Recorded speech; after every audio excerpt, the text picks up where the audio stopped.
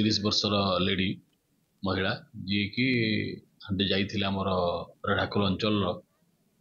बैश्रमझुली गाँ को जो अभियुक्त जी की प्रफुल्ल महला पाखु जाइए एवं सेठारे अभियुक्त एकुटिया पाई सहित दुष्कर्म कर अभियोग कले तापर से रेढ़ाखोल मेडिकल आसिक चिकित्सित हेले एवं थाने रिपोर्ट देला परे आमे महिला अभियोग आधार गोटे केस करिचु दुष्कर्म केस करिचु एवं जो अभियुक्त प्रफुल्ल महला को डिटेन करी मेडिकल एग्जामिनेशन करी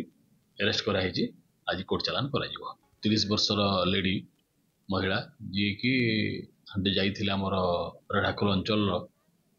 बैश्रमझुली गाँ को जो अभियुक्त जी की प्रफुल्ल महला पाखु जाइए एवं सेठारे अभियुक्त एकुटिया पाई सहित दुष्कर्म कर अभियोग कले तापर से रेढ़ाखोल मेडिकल आसिक चिकित्सित हेले एवं थाने रिपोर्ट देला परे आमे महिला अभियोग आधार गोटे केस करिचु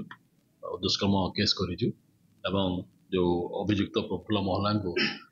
डिटेन करी मेडिकल एग्जामिनेशन करी अरेस्ट कराई आज कोर्ट चालान करा